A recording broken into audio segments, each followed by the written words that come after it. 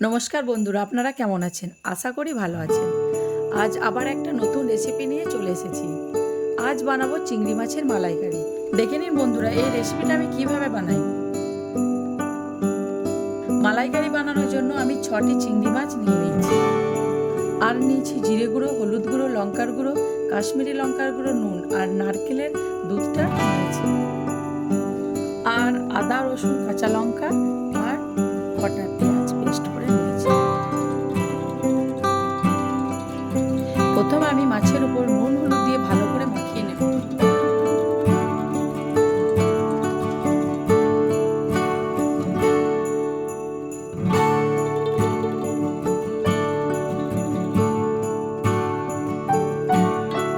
Fry প্যানে তেল দিয়ে দেব। তেল গরম হয়ে গেছে। মাছগুলো ভেজে নেব।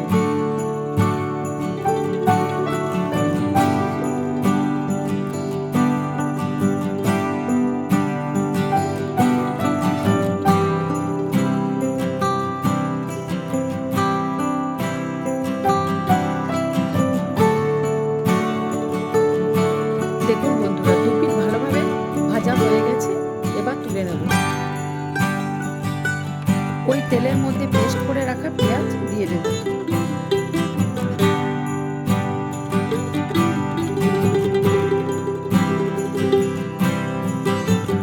পেঁয়াজটা ভাজা হয়ে গেছে। পেস্ট করে রাখা আদা, রসুন, কাঁচা লঙ্কা দিয়ে একটু ভেজে নেব। ভাজা হয়ে গেছে। এরপর হলুদ গুঁড়ো, লঙ্কার গুঁড়ো,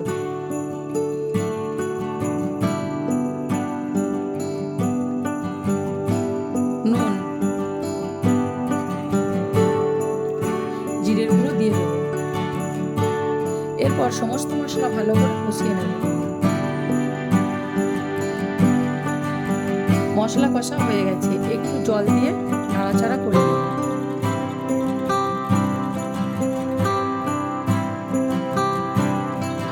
মশলায় তেল ছেড়ে দিয়েছে।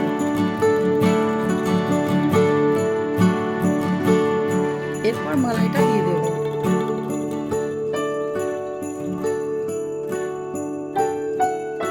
মশলার সঙ্গে মালাইটা ভালো করে মাখিয়ে নেব।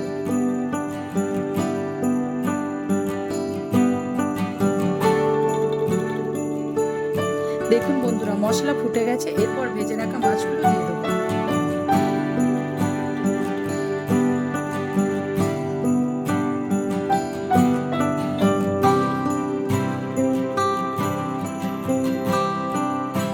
বন্ধুরা, আমার চিংড়ি মাছের মালাইকারি হয়ে গেছে।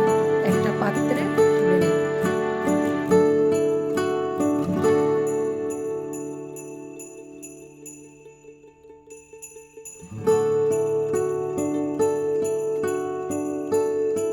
বন্ধুরা, আমার এই রেসিপিটা যদি আপনাদের ভালো লেগে থাকে তাহলে লাইক, শেয়ার, সাবস্ক্রাইব